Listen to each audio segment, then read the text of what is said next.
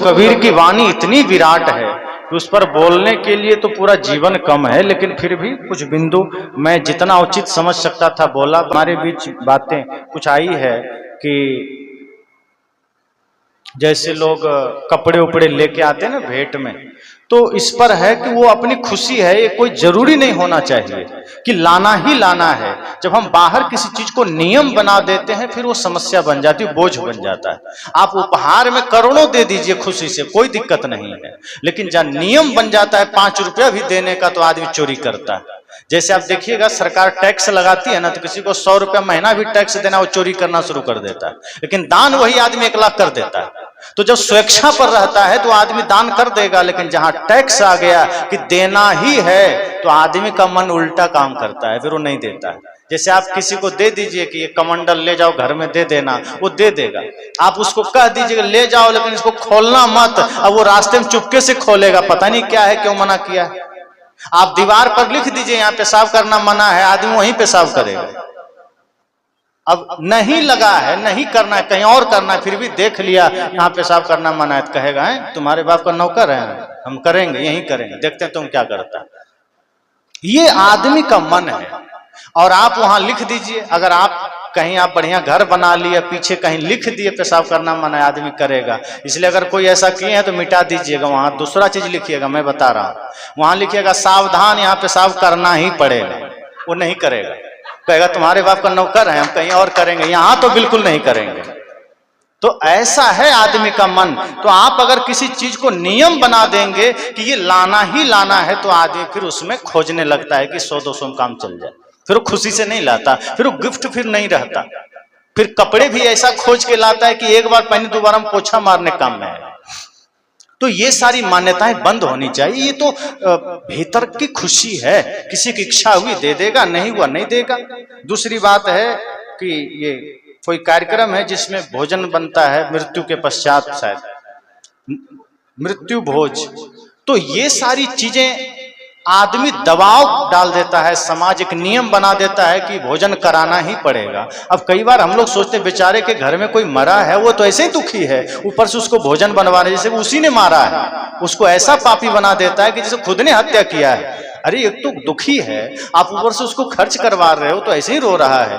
आप बन सके तो आप कुछ उपहार ला के दे दीजिए कि नहीं चिंता मत करो हम लोग हैं। तो ये मृत्यु भोज तो बंद होना ही चाहिए, वो तो कितने दुख का भोजन है। भोजन कभी भी सुख में होता है। मैंने कहा था ना, भोजन जिस मानसिकता से बनेगा वो भोजन प्रसाद भी बन जाएगा। अगर प्रेम की मानसिकता से बना और रोते रोते दुख में बना तो भोजन जहर भी बन जाएगा। और मृत्यु भोज में जो भी भोजन बनता है वो जहर है, वो प्रसाद नहीं हो सकता, क्योंकि कोई खुशी से नहीं बनाता।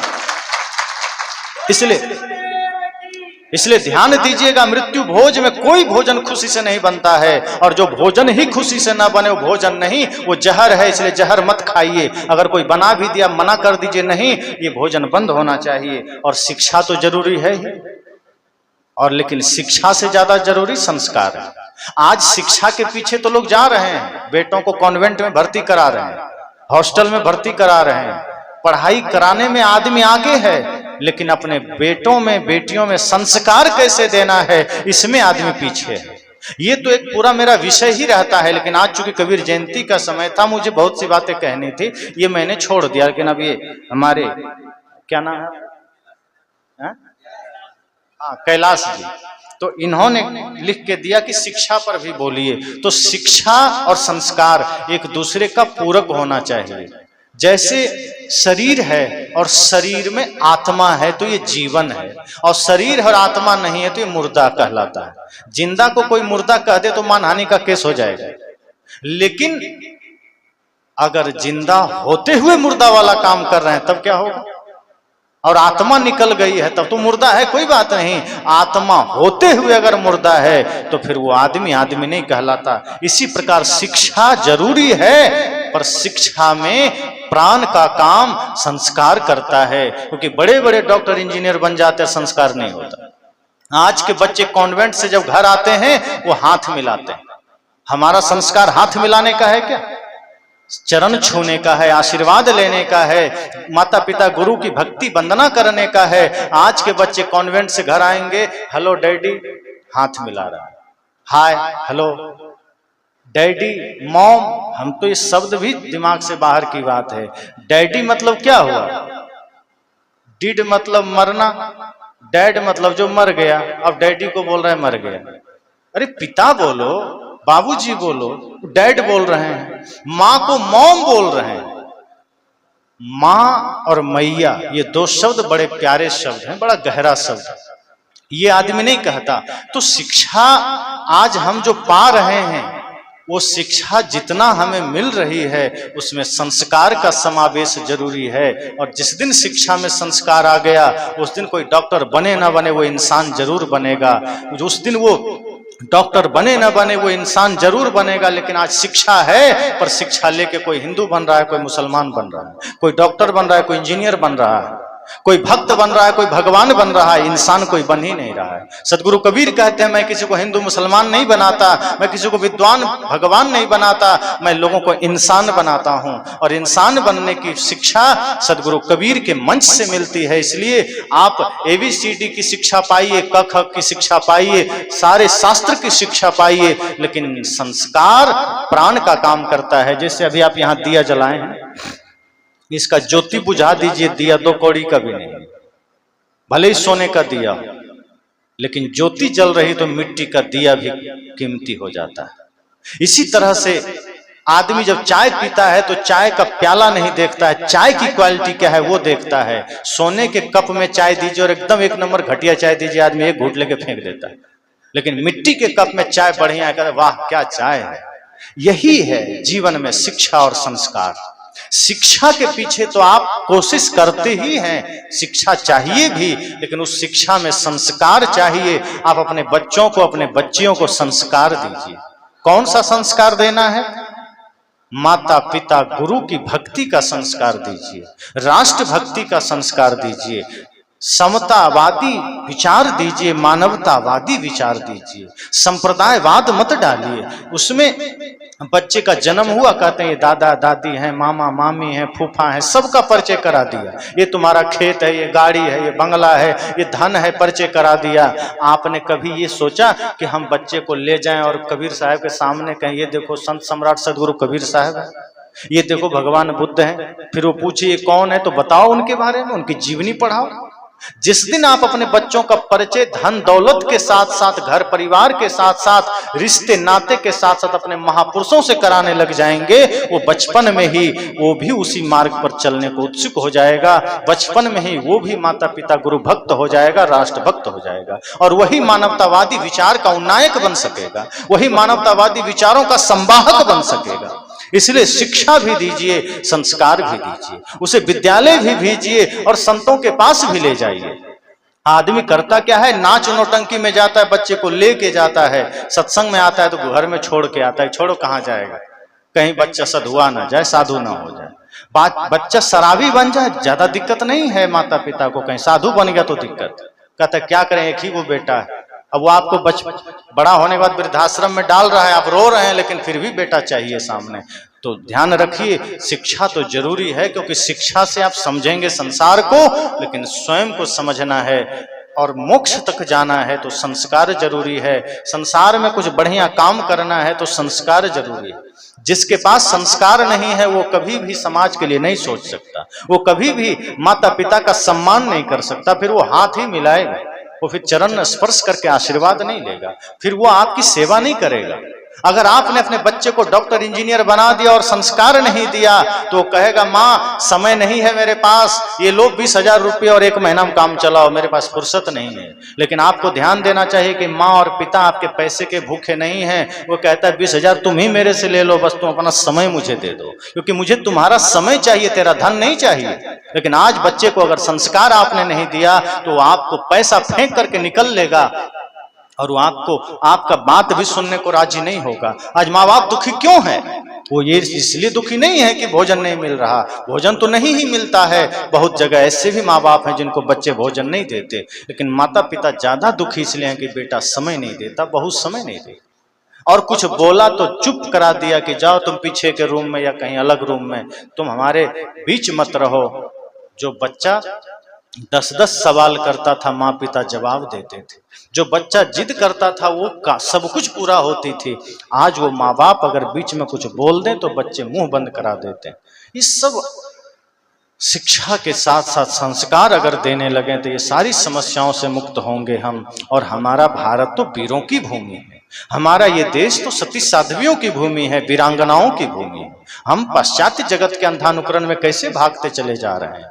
हमें तो उस संस्कृति को याद करना है जहां सर्वे भवन्तु सुखिनः का भाव है, जहां वसुधैव कुटुंबकम का भाव है, जहां चीन, जापान, फ्रांस, अमेरिका और पाकिस्तान अभी भी चाहता है हमारी सीमा बढ़े, वहां भारत सदैव चाहा है सब खुश रहे।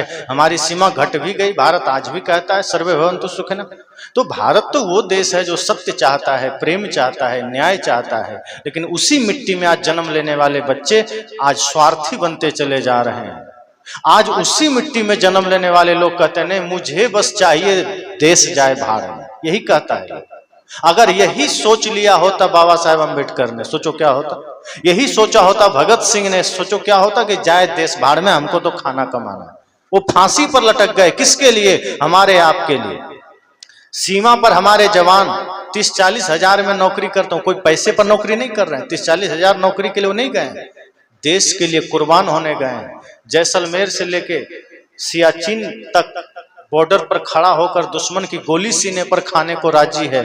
और हर दिन खबर आती है 2 जवान शहीद हो गया, 5 शहीद हो गए। किसके लिए? हमारे भारतवासी सुकून से सोएं, हमारे लोग प्रेम से रहें। और हम यहाँ जातिवाद कर रहे हैं, लड़ झगड़ रहे हैं, शिक्षा नहीं, संस्कार नहीं, धन दौलत के लिए लड़ रहे हैं, स्वार्थ के लिए लड़ रहे हैं कि मुझे दुनिया से क्या मतलब। चलो भाई, दुनिया से नहीं मतलब, देश से तो मतलब होना चाहिए। देश तो आपका है, इस देश में हमने जन्म लिया है। क्योंकि एक आदमी अपने माँ बाप, अपने माँ के गर्भ से तो जन्म लेता ही है, साथ साथ एक संस्कृति के गर्भ से जन्म लेता है। और जिस संस्कृति के गर्भ से हम सबने जन्म लिया है उसका नाम भारतीय है, उसका नाम भारतीयता है। और जिस देश में हमने जन्म लिया है उसका नाम भारत। इसलिए हम सब का दायित्व है, हम सब का कर्तव्य है देश के प्रति, और वो संभव होगा शिक्षा और संस्कार से। तो कैलाश जी की बातें, इसमें बहुत उपयोगी कुछ बातें उन्होंने रखी। इन सारे बिंदुओं पर मेरा विचार आपको यूट्यूब पर मिल जाएगा। जो चर्चाएं मैंने थोड़ी थोड़ी की, विस्तृत रूप से ध्यान पर आपको मिल जाएगा। जो शिक्षा के क्षेत्र में जो पढ़ रहे हैं जो बच्चे, जो कहते हैं मैं याद करता हूं, याद नहीं होता, मन शांत नहीं होता, बुरे बुरे विचार आते हैं, मन दौड़ता है, डर लगता है, वे लोग YouTube पर मेरा विचार आप सुनिएगा, ध्यान कैसे करें और मन शांत कैसे होगा। उसमें आपको पूरा विधि विधान से आपको मिल जाएगा कि हम कैसे, ये माइंड भी तेज हो जाएगा। आप सोएंगे, सुबह उठेंगे, बीच में कोई सपना नहीं आएगा, मन शांत, यादाश्त मजबूत हो जाएगा और कोई बुरे विचार नहीं आएगा, मन पवित्र रहेगा। तो छात्रों के लिए, बल्कि सबके लिए, जो मानसिक रोग अगर कहीं आपको हो रही है, मानसिक पीड़ा हो रही है, कहीं आप चिड़चिड़ापन आपके जीवन में आ गया है, आप ध्यान जानिए, ध्यान करिए, आप देखेंगे जीवन में कितनी शांति महसूस होती है। तो उसकी पूरी प्रक्रिया उस पर है। तो अभी जो यहाँ आप सबने विचार सुना, ये विचार भी आपको कल तक आप सुन सकेंगे। इस पर वापस अपने मित्रों को सुनाइएगा और कोशिश कीजिएगा आप सब भी बिहार, दिसंबर में वहाँ कार्यक्रम है, आप सब वहाँ भी आइएगा। ये सूचना भी आपको YouTube के माध्यम से मिल जाएगा और यहाँ जो भी लोग आप जुड़ गए हैं उनके माध्यम से मिल जाएगा। कोशिश करिए आप सब वहाँ भी आइए। तो सदगुरु कबीर के इस महानतम समय में, जो कि 625 साल उनको हो गए और ये 626वीं जयंती हम लोग पूर्णिमा के दिन व्यवस्थित रूप से मनाएंगे, लेकिन आज भी हम उसी रूप में मना रहे हैं। तो ऐसे महानतम संत की जयंती हमें ये याद दिलाती है, हमें ये होश कराती है कि हम सब भी जागृत होकर के उसी धर्म न्याय के पथ पर चलें, उसी प्रेम के पथ पर चलें और अपने अपने हिस्से में कुछ कमाई धन के साथ साथ धर्म का लेते चलें, कुछ प्रेम की कमाई करते चलें और बन सके तो ये कोशिश करें कि हमारा जीवन किसी के काम आ जाए। कहा है ना, किसी के काम जो आए उसे इंसान कहते हैं, उसे इंसान कहते हैं।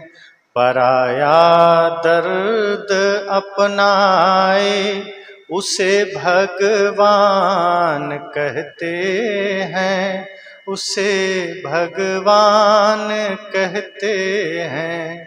यहाँ क्या कहा संत ने कि जो पराये का दर्द अपना बना ले वो भगवान है। लेकिन जिसको दुनिया के लोग तथाकथित भगवान मानते हो तो दूसरे को दुख दे रहे हैं। कहते हैं ना कि क्या करें, बड़ा दुख है, भगवान की लीला है, मतलब भगवान ने दुख दिया है, मतलब सारा काम भगवान का किया हुआ है। भाई जो भगवान करुणावान है, दयावान है, वो किसी को दुख देंगे क्या? वो तो सबका सुख हरण करेंगे। और क्या वो भगवान जो पूजा करेगा सिर्फ उन्हीं का कल्याण करेंगे? भगवान तो करुणावान, उन्हें क्या फर्क पड़ता है कोई पूजा करे या न करे, वो तो सब पर करुणा बरसाएंगे ना। तो यहाँ संत कहते हैं नहीं, जो पराया दर्द अपनाए उसे भगवान कहते हैं। तो इसी तरह से अगर हम भी जीवन में किसी के काम आ गए, कोई बढ़िया नेक काम कर गए, तो समझना तब हम इंसान हैं। और अगर किसी का दर्द हमने अपना बना लिया, किसी का दुख हमने खत्म कर दिया, तो हम ही भगवान भी हो गए। इसलिए वेद के ऋषियों ने कहा अहं ब्रह्मास्मि, मैं ही ब्रह्म हूँ। ये झूठ बात नहीं, कबीर साहब ने भी यही कहा है, हो हुजूर ठाड़ कहत हो अब ते समर संहार। साहब ने कहा तुम ही स्वामी हो, यही वेद कह रहा अहं ब्रह्मास्मि तत्वमसि अयम आत्मा ब्रह्म प्रज्ञानम ब्रह्म। 4 वाक्य है वेद का, चारों का अर्थ वही है कि तुम भी वही हो। जैसे ही वेद के ऋषियों ने कहा मैं ही ब्रह्म हूं, तो किसी ने पूछा मैं कौन हूं, तब ऋषि ने कहा तत्वमसि, तुम भी वही हो। का ये आत्मा क्या है, तो कहा अयम आत्मा ब्रह्म, ये आत्मा ही ब्रह्म है। का ज्ञान क्या है, तो प्रज्ञानम ब्रह्म, ये ज्ञान भी ब्रह्म है, क्योंकि ज्ञान आत्मा का स्वरूप है।